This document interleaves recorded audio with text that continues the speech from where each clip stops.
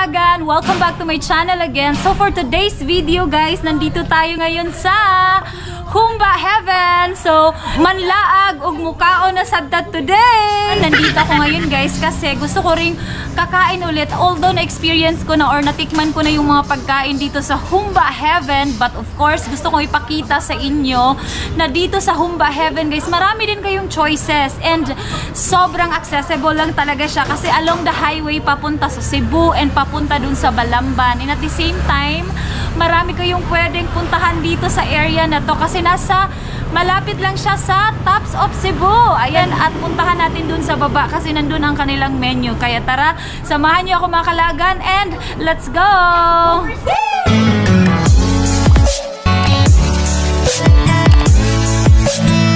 May parking area din sila dito guys, yung mga motor. Ayan, dito din. Tapos dun yung mga sasakyan. So ayan, puntahan natin dito guys. So ito na yun, dito tayo. So kung nakikita nyo guys, bagong design kasi nagre-renovate pa sila ngayon. Before, meron silang alimango dito guys. And dyan, meron silang mga sikwate, puto, maya, parang ganon. Ayan. Meron pa naman pala. Tapos dito yung niluluto nila yung kanilang mga bang putahe guys. At the same time yung humba, ayan, titikman natin yan mamaya. But bago tayo pupunta dun sa counter, punta muna dito tayo sa taas. Dito muna tayo sa taas. Ayan, titingnan natin ang kanilang view dito guys. Wow, ang ganda pala ng view dito sa taas. Before kasi hindi to ganito eh. The last time I was here was 2021, September 2021. Although madadaanan ko lang to guys every day, pero hindi ko to masyadong hinahapit. Ano ba yan? Hindi ko to masyadong inaano kasi always ko nga siyang dinadaanan eh. Pero sobrang ganda pala ng ano dito kung nasa taas ka. Overlooking the mountains again. Kasi nga nandito tayo sa may Humba Heaven. Ayan, yung Humba Heaven guys, parte pa rin siya ng Cebu. Nandito pa rin tayo sa Cebu City. And kung nakikita nyo yung sasakyan sa baba, nakikita nyo ba yan? Ayan, nakikita nyo yung nasa baba. Mga sasakyan yan. Yan yung papuntang, ano yan, papuntang Balamban. Yung daan na yan. Tapos yung mga papunta dito, na mga sasakyan, papuntang Cebu yan. Kung nakikita nyo ang kanilang view, ang ganda pala ng view dito talaga. Ayan. Sana may farm akong ganyan, no? Ganyan kalaki. Lahat ng nakikita nyo dito, guys, ayan. Hindi po sa akin yan. Tapos, kung nakikita nyo, very native ang kanilang mga design dito ngayon. Ang kanilang mga upuan, tables and chairs, and at the same time, yung kanilang ano dito, oh, ceiling. Ang kanilang kisame, guys, ay sobrang native. Tapos, yung kanilang mga ilaw na may mga, yung parang chandelier, ayan. O, tapos dito naman, sa banda naman dito, guys, ayan, kung nakikita nyo, ayan, nandito sila.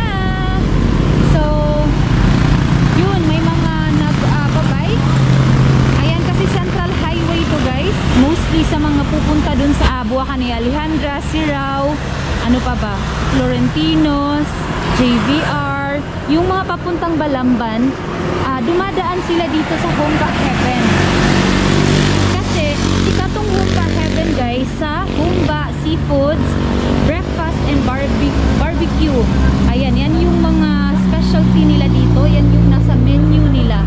Ayan, pero yung pinakaano talaga is yung humba. Yan. Ang ganda ng mga design, oh. Pwede palang ganito, no? Lagyan ko yung bahay ko ng ganito. Char lang. Tapos dito, guys, sobrang native. Sobrang ganda. Nakaka-relax yung kanilang design dito, guys. Napaka-native and napaka-unique. Unique talaga. Tapos dito before, hindi pa to open dito before eh. Ayan. So kung gusto mo namang mag-isa ka lang, wala kang kasama, okay lang talaga na dito ka na lang uupo. Yan, dito. So ayan mga Kalagan, kung tayo lang mag-isa, we can stay here naman. Ayan, dito sa banda na to. Ayan, ang ganda ng upuan din dito guys. Ayan, kung nakikita nyo, diba? Tapos yung view natin guys, yan mga Kalagan, view natin dyan. O diba ang ganda? So if you are from Cebu and may bala kayong pupunta dun sa Balamban, marami kasi mga tourist destination dito sa Balamban, guys. So kung magugutom kayo, huwag kayong mag-alala kasi merong Humba Heaven dito, guys, and malapit lang siya sa may Taps of Cebu. Oh my God, ang ingay nila. And ang gandang view din dito, guys. Ayan. So tara, punta na tayo dun sa counter, guys, at mag-order na tayo mga kalaagan. Ayan, ito yung menu nila. Yan. So meron silang humba, guys. Shrimp. Ayan. Mountain special. Sizzling. Meron silang sizzling sisig dito, guys. Barbecue.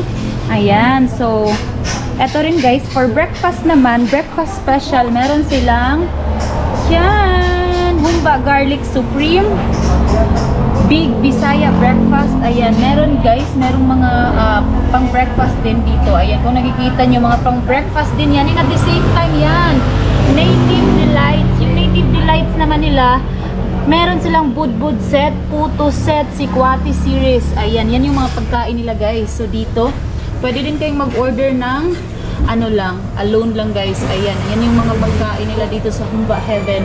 So dito, puntahan natin dito, guys, sa kanilang yan, ito yung mga upuan din nila dito. And meron din sila dito mga juice. Ayan, pwede kayong magpagawa dito ng mga juice. Ayan. Tapos dito naman, so same pa rin yung view, makikita nyo pa rin yung view. Kung ano yung view sa taas, same pa rin naman dito. Ayan, kasi nasa taas pa rin tayo. And here, yan, maganda na yung kanilang setup dito, guys. Native na ang kanilang setup na dito. Before kasi when I was here last 2021, so hindi pa ganito yung kanilang mga upuan. Ayan. Ngayon, at saka yung ceiling nila, yung mga lights nila, sobrang ganda na, yung mga chandelier. Ayan. Tapos dito, let's check here yung mga sikwati special nila. And then yung cold drinks naman yan, yung mga pagkain nila. Tapos may mga set na sila na mga pagkain. Yan yung mga prices. So hindi siya ganun kamahal. Right? So yan. Tapos dito naman, marami tayong pwedeng orderin dito, guys. Kasi may mga belly sila dito. Sorry. May mga belly sila dito, guys. Tapos yung chicken, tuna pa nga, barbecue, ayan. Tapos yung humba, of course. So ito yung kitchen nila. Makikita natin kung hi! So yan, guys, makikita nyo, yan, nagluluto sila. Nagluluto kami ng halang-halang. Halang-halang. So, okay. So yan yung kanilang mga, yung kitchen nila dito, guys, makikita nyo lang talaga kung paano nila piniprepare ang kanilang mga pagkain. So yan, o diba, so mag-open sila ng 6:30 AM until 10 PM. So pwede talaga kayo ditong breakfast, lunch, and dinner. Ayan. So for now, wala pa masyadong customer kasi it's just 3 PM pa lang ngayon, guys. But meron ng customer, meron dito at saka meron sa taas. So sige, mag-order na tayo, guys. Mag-order na ako kasi I'm so hungry na talaga.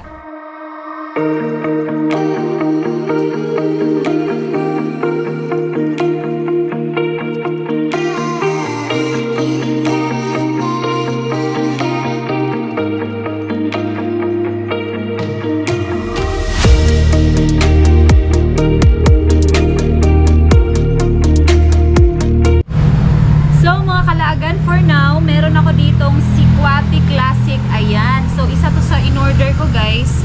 Kasi nga, ang sarap din namang uminom ng Sikwati dito kasi nasa malamig na area tayo, guys. So, ayan. And at the same time, meron pa akong in-order yung humba talaga nila. Yun yung pinakamasarap dito talaga. Yung humba, and at the same time, big breakfast na talaga yun. Maraming ano na siya.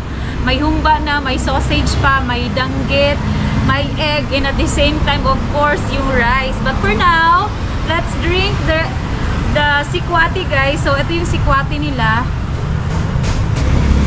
Sarap! Let's drink, guys!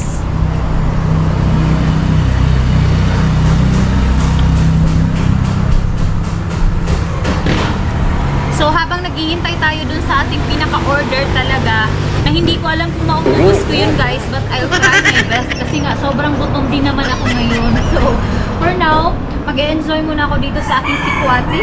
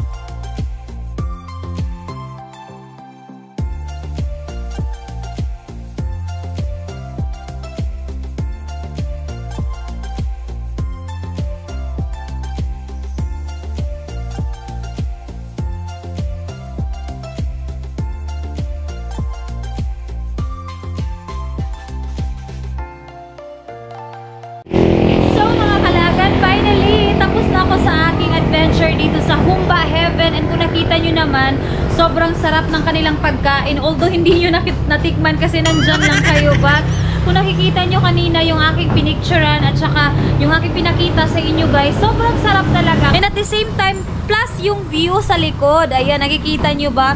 So, sobrang sarap at the same time, sobrang refreshing din dito guys. And napaka-unique and napaka-native to ang kanilang surroundings guys. Kaya ako sa inyo, puntahan nyo na tong Humba Heaven guys. And thank you sa inyong pagsama. I hope nag-enjoy kayo dyan at nabusog kayo dyan. Kahit nandyan lang kayo. Kaya guys, thank you very much. And for now,